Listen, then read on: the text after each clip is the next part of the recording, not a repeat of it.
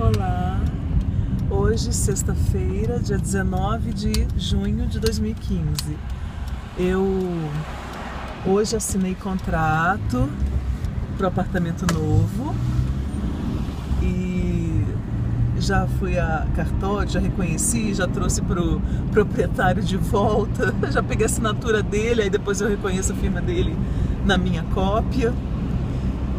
Não peguei a chave ainda, vou pegar amanhã de manhã, mas quando eu descer lá da serra, aí eu já trago uma parte, né, algumas coisas minhas, porque aí eu já pego a chave também. E confesso que eu fiquei um pouco preocupada, assim, porque o proprietário, apesar de ser meu amigo, assim, meu conhecido, né, e tal, mas me pareceu um pouco enrolado, assim, sabe, aquela coisa, tem que tirar os pertences da filha dele que estão no apartamento, podia ter tirado hoje, né, não, mas amanhã de manhã, então fica me parecendo assim, sabe, parece que a pessoa quer ficar com a chave também, sabe, só que eu tô alugando para morar, né, não é temporada, não é nada, então eu não quero nenhum tipo de invasão da minha privacidade, né. Então amanhã eu espero, quando eu descer, eu vou me comunicar com ele, quando ele falar, pode vir, eu vou descer já com o começo das coisas, e aí eu vou pegar a chave, depois que eu pegar a chave, aí ele não entra mais. Inclusive depois eu quero sim trocar a fechadura, porque eu acho que ninguém tem que ter cópia, assim. E quando eu sair, eu dou a nova chave para ele, pronto, né? Ainda vai ganhar uma chave nova. Nesse intervalo, depois que a gente entregou o contrato para ele e tudo, aí eu fui ao cinema com essa minha amiga que foi minha fiadora, né? Assim, muito legal da parte dela ter aceitado ser minha fiadora. Menina, desde 2005 eu não tenho fiadores, porque há 10 anos, né?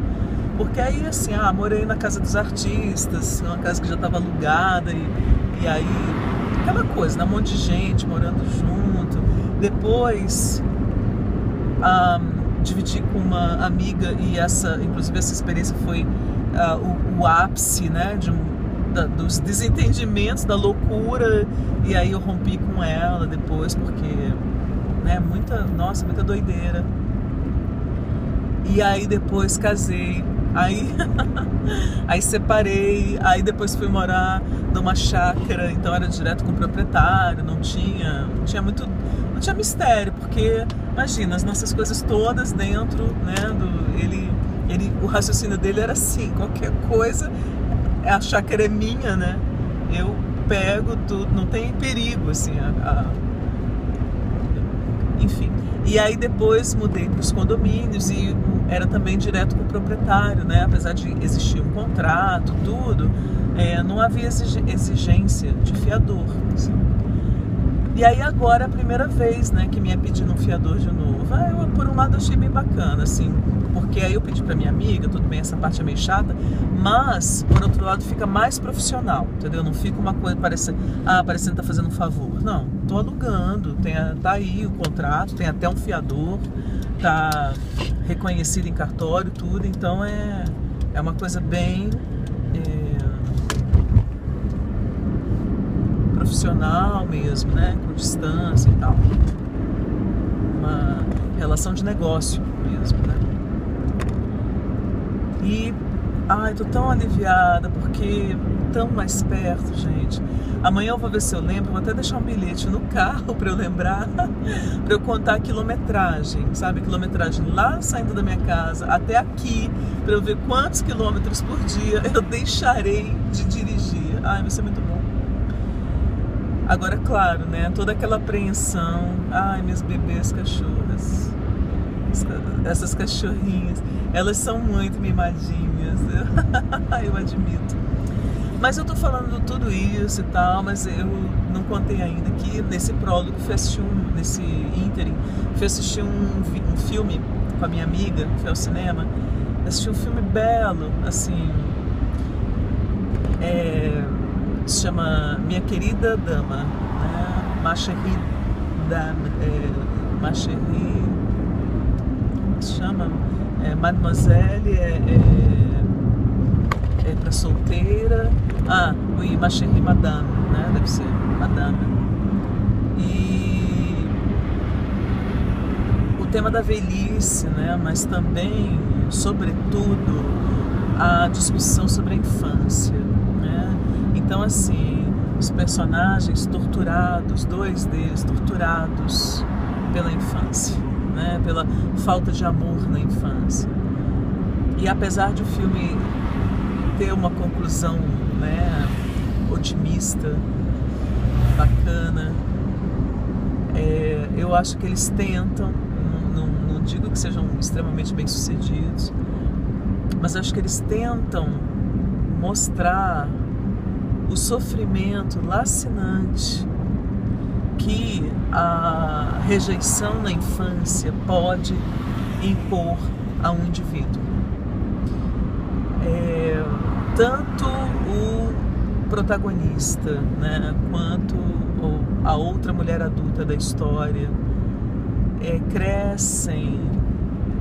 Há inclusive uma passagem que diz isso, né? Nós passamos, nosso sofrimento nos faz pensar que nós somos amaldiçoados. Passamos a vida inteira esperando os pais voltarem e consertarem tudo, mas eles não voltam. Há uma parte de nós que nunca envelhece. Ela pode até crescer, mas não amadurece. É uma reflexão assim que acontece a certa altura do filme. Nossa, chorei demais, né? Não só porque passei quase 30 anos, né? 25 anos de terapia. Mais o tempo que eu já queria fazer terapia e não conseguia, né? Elaborando esse tipo de coisas, ou seja, a relação com os meus pais, como o que me doeu na hora em que eu via o filme foi perguntar, né, a mim mesma o que eu vou fazer, como eu vou fazer e quando eu vou, como que eu vou fazer para tentar remediar um pouco que seja, né, a minha ausência da vida da minha filha. Porque não é verdade que eu não me importo. Não é verdade que eu não me importe. Eu me importo muito, apesar de eu me anestesiar, né? Eu não me iludo assim, eu sei que eu me anestesio.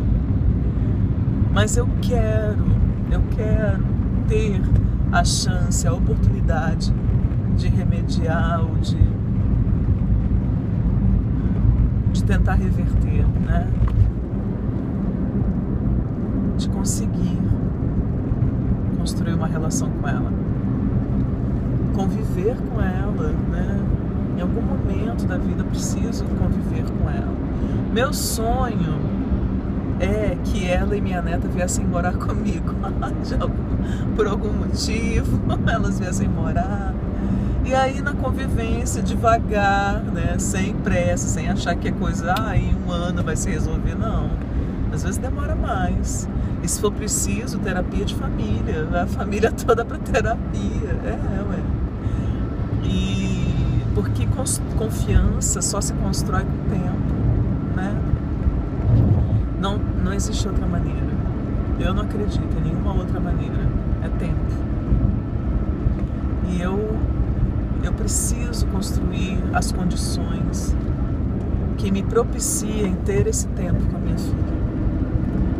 E depois, por consequência, com a minha neta. E nossa, mas eu fiquei assim, em parte feliz eu não vi direito de quem era a produção do filme, né? Mas acho que é francesa. Mas tem um protagonista, um ator que é americano, né? Kevin Kline, né?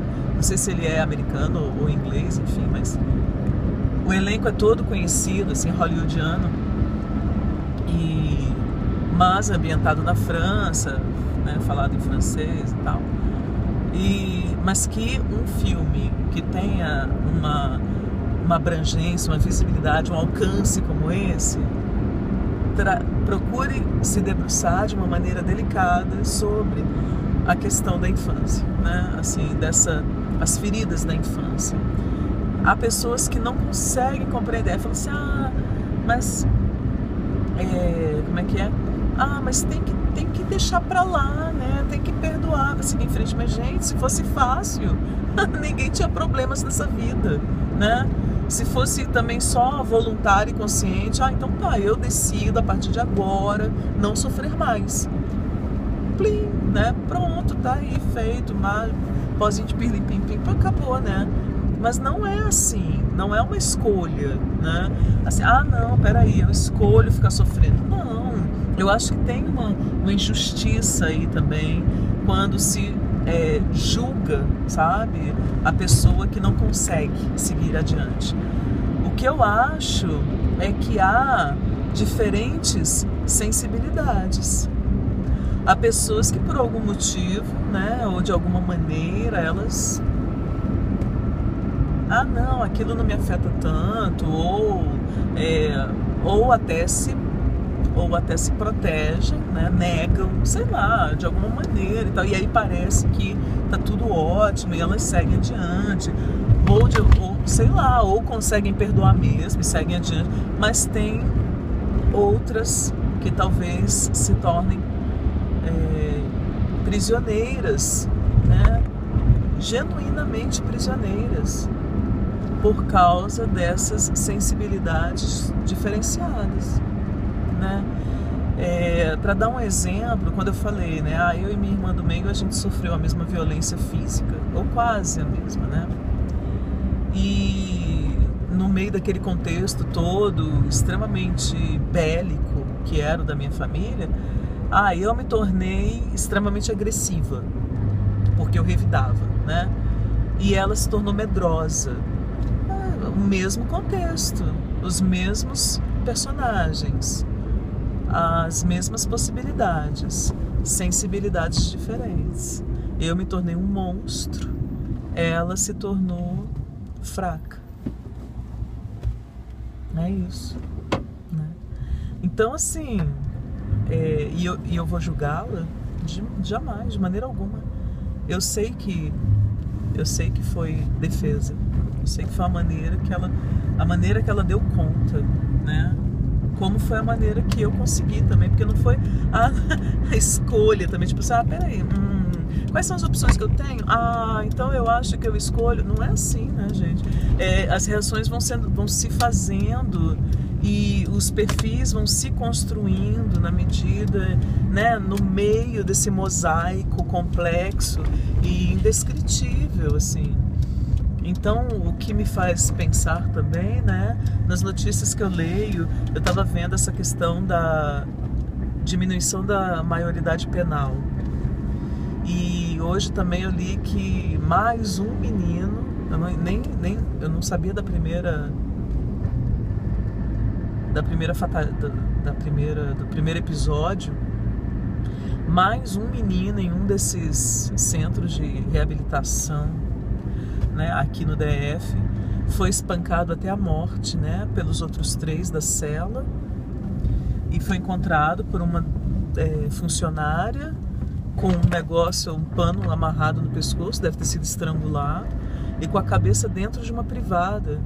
E aí eu fico pensando, eu me pergunto assim, que raiva foi essa? Que violência, o que justifica uma violência dessa magnitude? Assim, entre meninos, rapazes. Então, assim, o que a gente está criando, né? O que a gente está fazendo? E a gente está fazendo voluntariamente. E a gente não transforma essa realidade. E esses crápulas, né? Vamos reduzir a maioridade penal. Quando, na verdade, as igrejas são responsáveis por esses pais terem filhos sem terem a menor condição de... por essas famílias desestruturadas que surgem, né? Aí junta o contexto, a hipocrisia religiosa, mais os meios de comunicação, mais um monte de coisas alienantes e por aí vai, que acontece.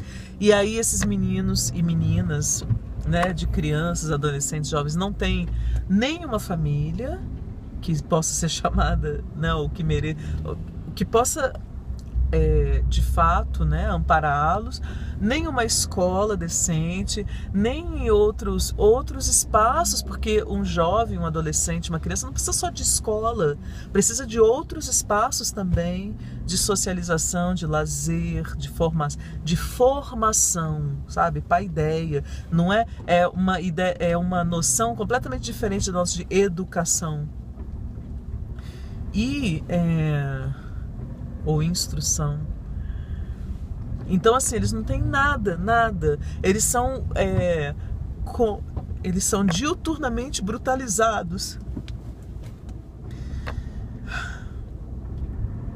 Eu não sei. Esse país me desgosta. O Brasil me desgosta.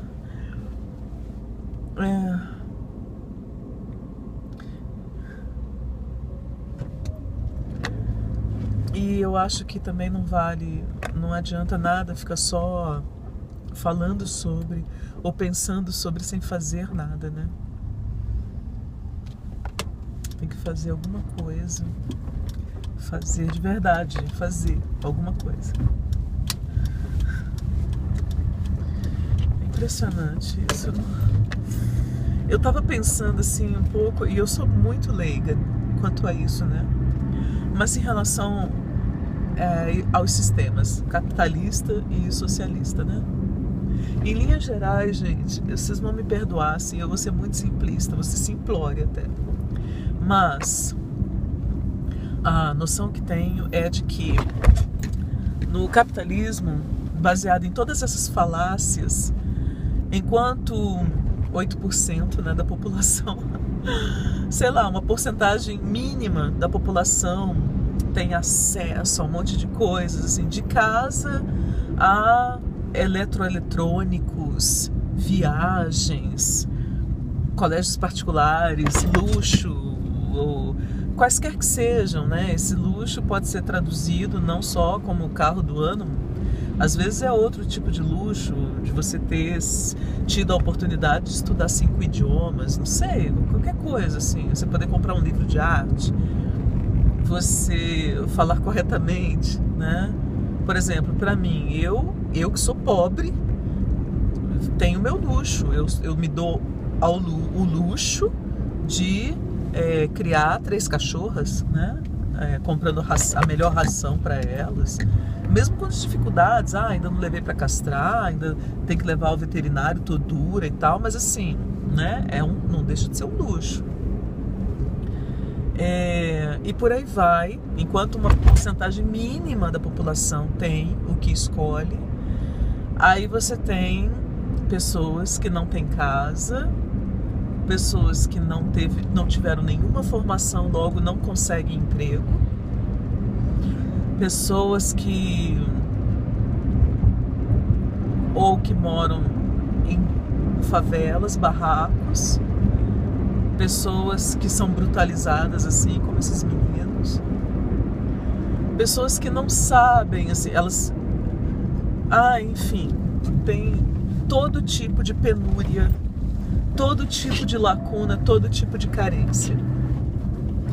Aí o socialismo, né? Eu acho assim, mas lá não tem o eletroeletrônico, lá não tem o luxo, porque é só um carro, um tipo de carro, e nem é todo mundo que tem. Mas que eu saiba, ou que todos os relatos, inclusive de pessoas que moraram lá, dão conta, é de que mas tem a fila do pão, mas todo mundo vai sair com um pão. Todo mundo tem um teto.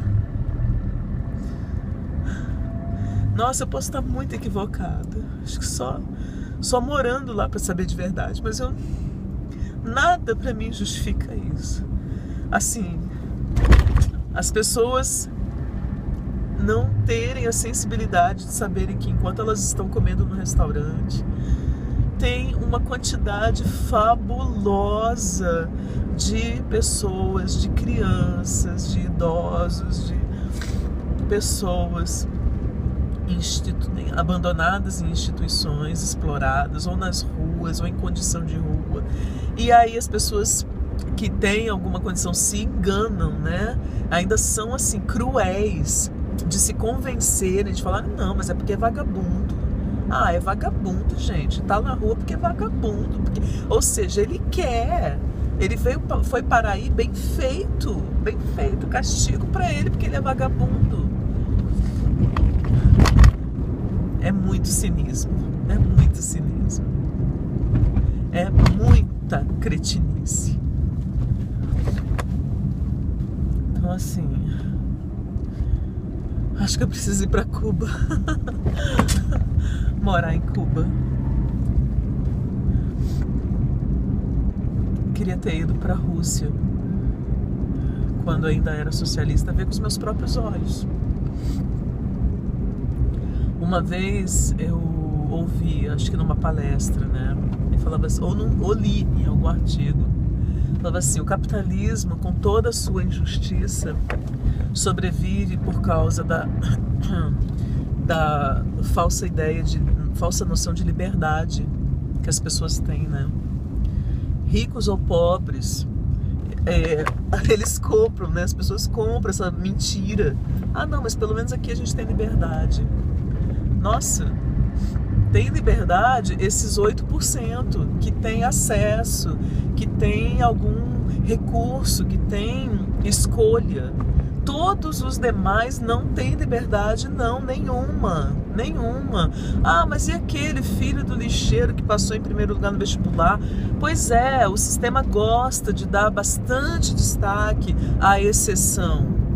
Porque para cada filho da catadora de lixo que estuda nos livros que ela encontra na rua e passa no vestibular, nós temos 1 milhão que não consegue sair da situação de penúria. Ah, mas é porque não se esforça direito. Ai, gente, chega, né? Para com isso, pelo amor de Deus.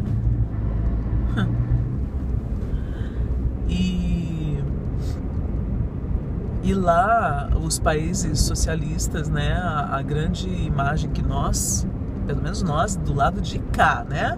Temos deles, é o da falta de liberdade, né? O cerceamento do pensamento. E eu fiquei muito assustada. Eu lembro, assim, eu passei a ter medo do socialismo quando eu li os livros do Milan Kundera. Então, sobretudo me chamou muita atenção, A Brincadeira. Gente, eu fiquei traumatizada depois que eu li aquele livro. Falei, minha nossa, o que é isso? Assustador, né? Se tiver oportunidade, leia. Em 2 dias você lê o livro. A Brincadeira, do Milan Kundera. Aí tinha os outros, né? Eu li vários dele. E também, quando assisti um filme que era da República Democrática Alemã, chamado A Vida dos Outros, que é sobre um agente. Ele é designado para vigiar a vida de um casal. O cara é diretor de teatro e ela atriz, né? Acho que é isso mesmo, A Vida dos Outros, o título. E eu fiquei muito impactada. Fiquei impactada, aquele filme. Nossa, é daqueles assim que você chora. Eu chorei, assim, desesperadamente. Não só no cinema, acho que eu fiquei uns 2 dias chorando depois. Porque até o destino do agente é terrível. E outro filme também que eu chorei tanto, eu passei mal, assim, de um funcionário de cinema vir perguntar se eu precisava de ajuda. Chama Amor no Leste Oeste, acho que é esse o título. Que é um casal, ela é francesa e ele russo. E eles voltam para Rússia, né? Assim que ela se torna União Soviética, assim que é logo após a Revolução Russa. E, gente, o que é aquilo? Nossa, chorei, desesperado. Então, talvez a falta de liberdade tenha sido verídica mesmo, assim, tenha ocorrido mesmo esse policiamento, esse cerceamento, essa coisa. Mas eu ainda penso assim, será que não seria possível chegar ao meio termo, sabe? Uma divisão dos recursos entre todos, mas sem esse policiamento ideológico que nos impedisse até de, sei lá, pensar alto, né?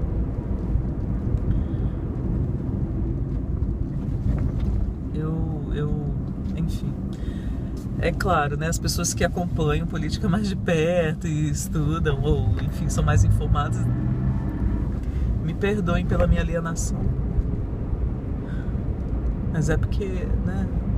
Eu não consigo entender como que, sei lá, meninos de 15 anos, eu imagino, 16, 17 no máximo, são capazes, têm a frieza, ou entram no frenesi, né? Porque a violência, ela é um frenesi também, né? Você entra e ela vai aumentando descontroladamente a agressividade, né? Mas como que eles são capazes de fazer isso com um igual, um outro rapaz, né? E para mim tudo tem relação, tudo se interconecta. Ai, chega por hoje, né, gente? O vídeo tá longo, muito grata pela companhia até aqui, tô dirigindo ainda. E até o próximo. Até a próxima, tchau.